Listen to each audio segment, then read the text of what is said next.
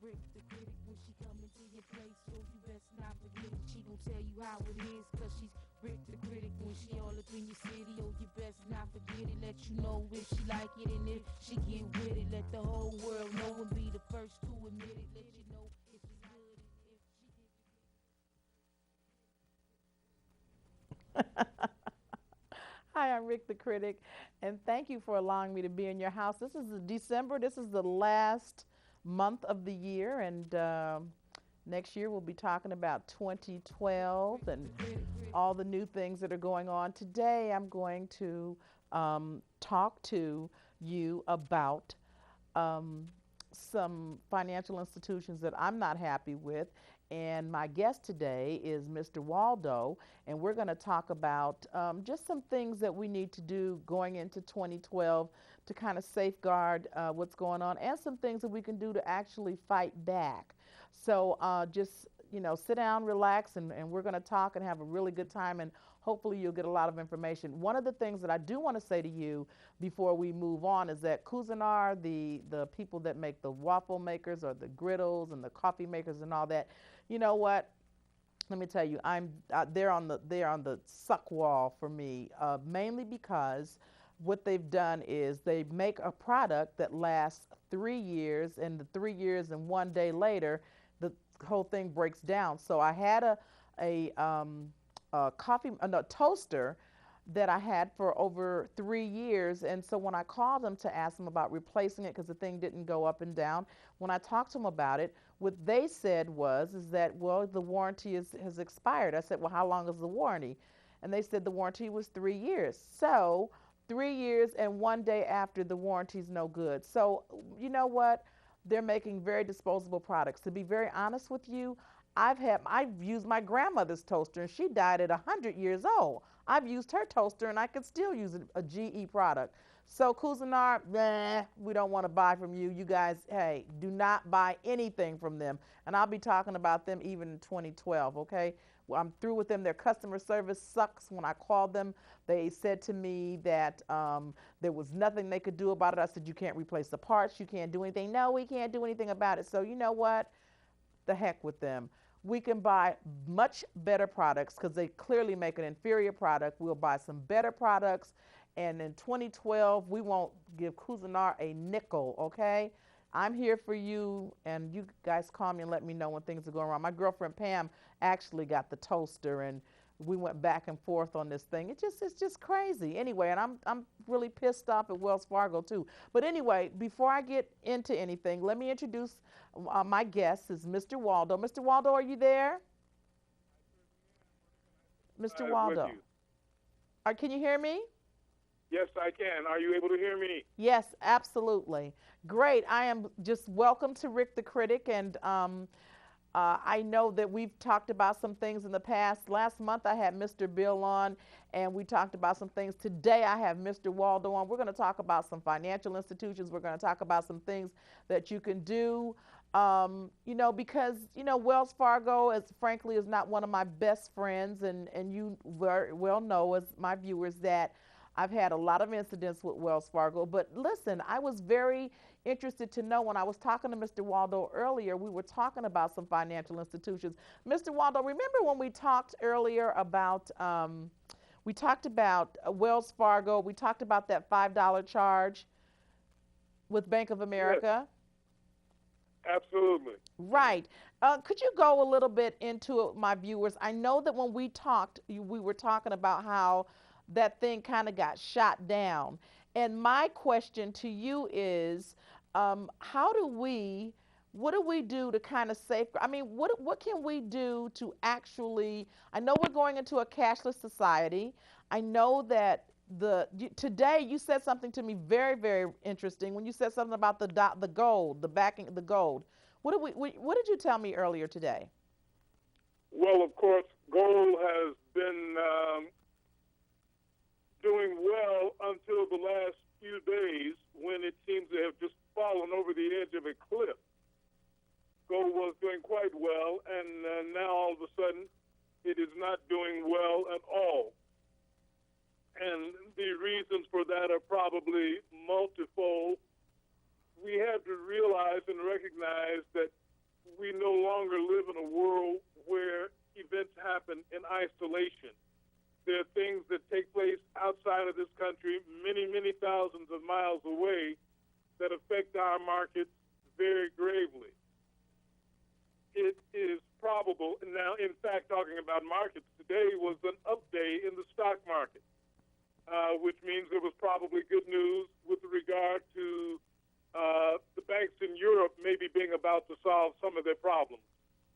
But if indeed that news should go in the other direction, if it should go south instead of going north, then it's very probable that we will see continued trouble in our own stock market and equity markets.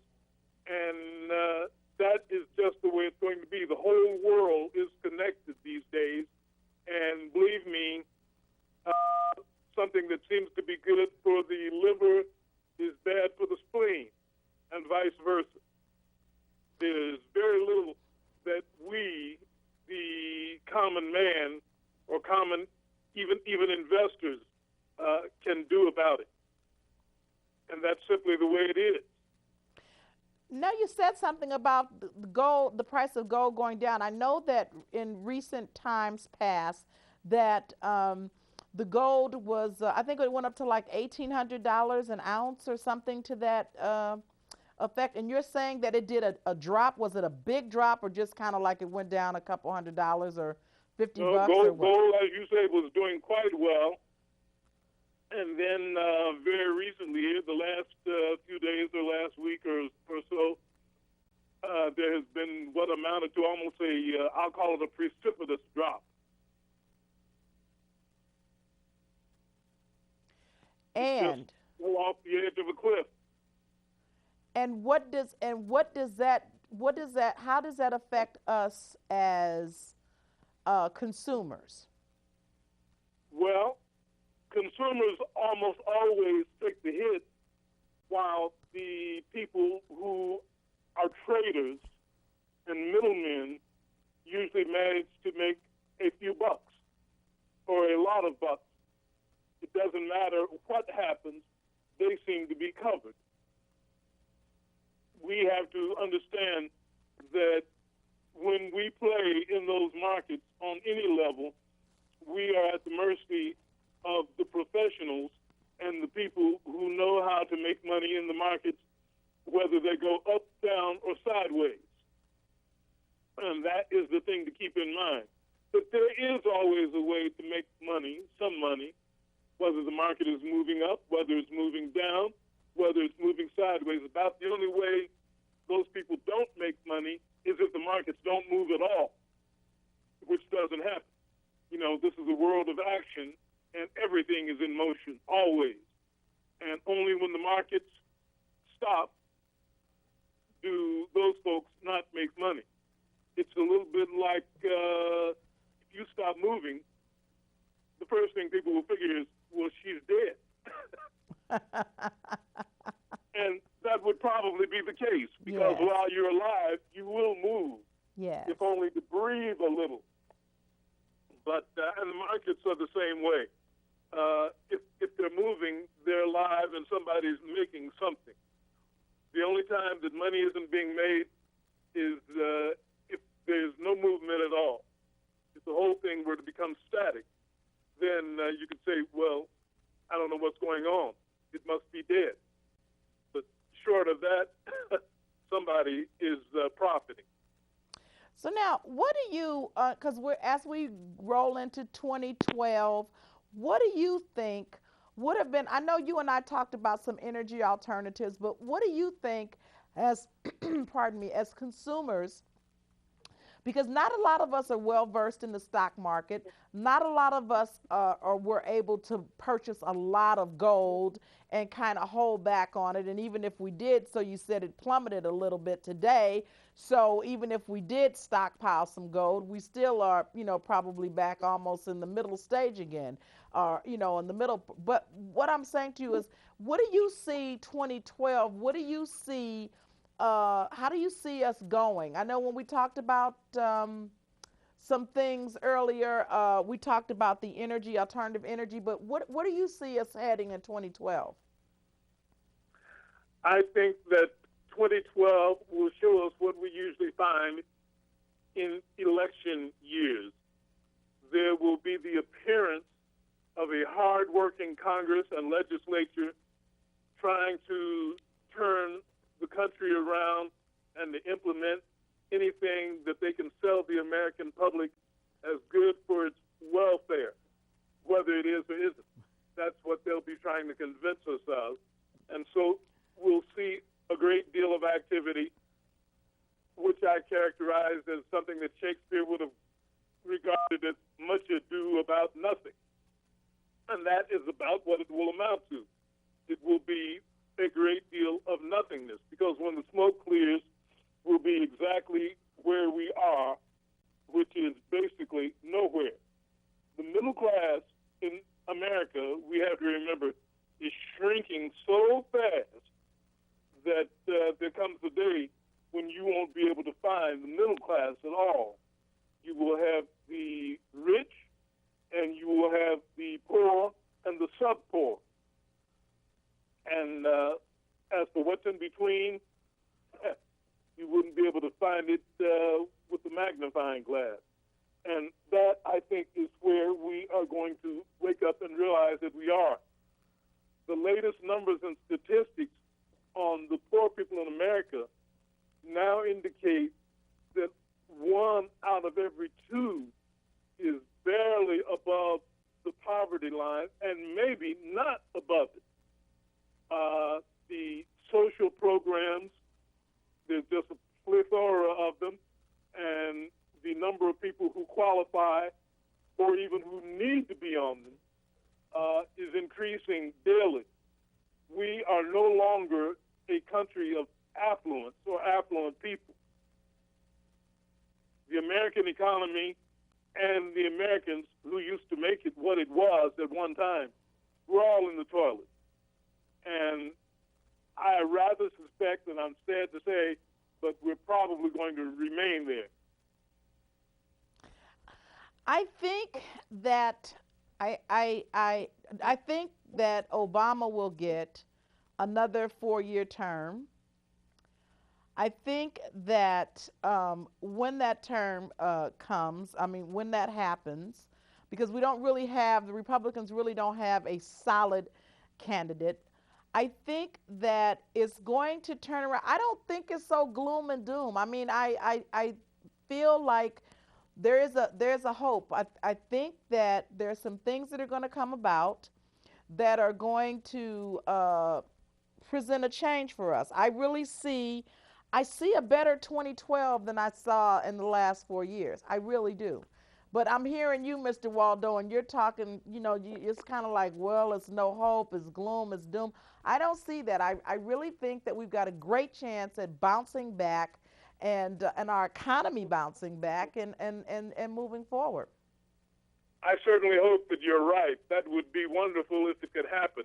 But we have to remember that we're talking, when we talk about Mr. Obama, we're talking about a man who took office at what was absolutely the worst time financially and economically that the country has seen for many, many years. The problems he faced would have been difficult to surmount under the best of circumstances with a cooperative Congress.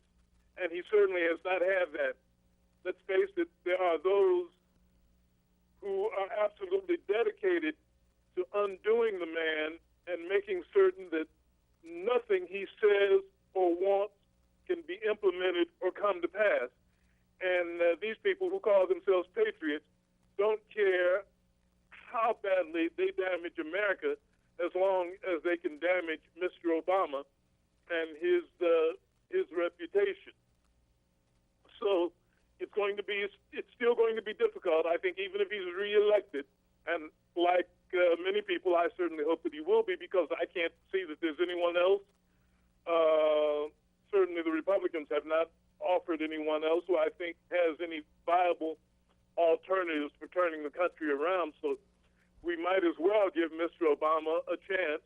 And if the man had some cooperation and some help, perhaps he could do wonderful things. I don't know that I'm as hopeful and as optimistic as you. It would be, as I said, wonderful, but he's got a long uphill climb to the bottom. You know what, I know what you're saying, but in response to President Obama, I gotta say he knew the job was dangerous when he took it. You understand what I'm saying? I'm saying that I He cannot never thought it believe. would be a piece of cake. Yeah, but I cannot believe that he did not have some kind of plan before he entered into office. I mean, he surely had to know that he was going to come up against opposition. He surely had to know there were going to be some distractions. All of these things, I cannot believe that he was not prepared for. I can't believe that. So I got to believe that this guy is smarter than that. I cannot believe that he actually walked into office thinking that he was going to be President Obama and do all the things that George Bush did and presidents before him. He had a couple of things working with him. He was an African American, and you know what I'm saying. And he came up into a situation that was, like you said, worst of all time. I mean, 8 years of it. So I think that the American people are feeling like, look, you know, you're in there. We got you in there. You said you were going to make some change, and you knew the job was dangerous when you took it. I think you're right, but as always happens, or as frequently happens, you know, the best laid plans of mice and men often go awry. And I suspect that he either underestimated the level of resistance that he would meet, not just from the opposition, but even within his own party. And he simply has not been able to get out of the muck and the mire and to get things rolling the way that he and those who support him and understand the real need of the poor people in this country would like to see things go. I think he's a wonderful man, wonderful person, and a very good politician. But it's going to take more than he has been able to bring to the table or to bring to the battlefield to do it. Consider that he is just now, and only I think probably just because we're coming into an election year, he has finally gotten all the troops out of Iraq. Talk about big mistakes. I'm certain that when Mr. Bush got us in there, everybody thought we would be out within a year or two. And what is this, 9 years later? You know, we're finally drawing down our people. So those things are easily miscalculated, underestimated, et cetera, et cetera.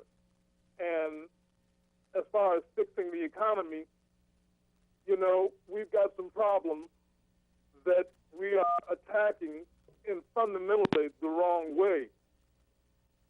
You know, there's an old axiom that says when you discover you're in a hole, the first thing you do is to stop digging. And we have not done that.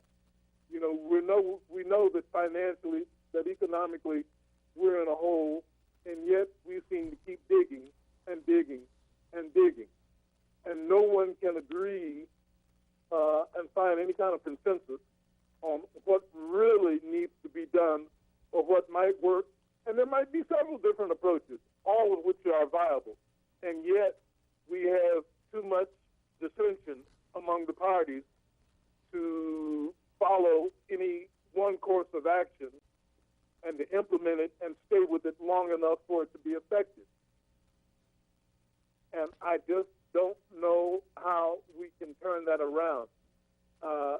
Even a charismatic leader like Mr. Obama has not been able to muster sufficient support for his policy.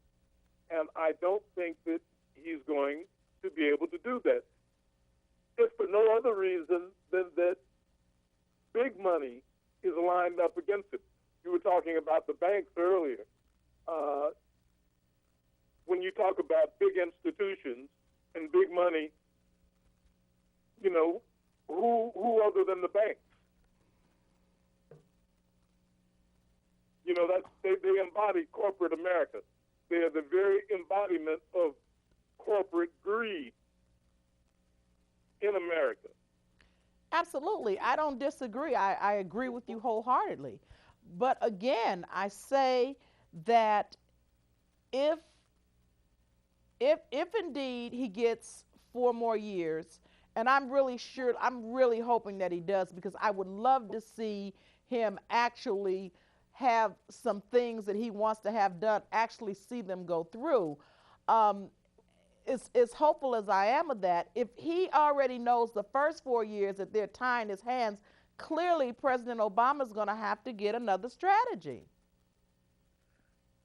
I think that the strategy that he has would work if it could be implemented without the interference of a Congress that, in large part, does not want to see it work. We have to remember, and it may be a kind of cruel and sound like a vicious thing to say, but when you talk about the Congress of the United States, most of the people there are millionaires. They do not represent, and it is my position, they do not empathize with the common people, the poor people. I think the last time I looked, there were only 5 members of Congress who were not millionaires. 5. That's a pitifully small number. And to say that those people represent you and me and a lot of other people who are having it hard is a big, big stretch. Well, I tell you one thing, Mr. Waldo.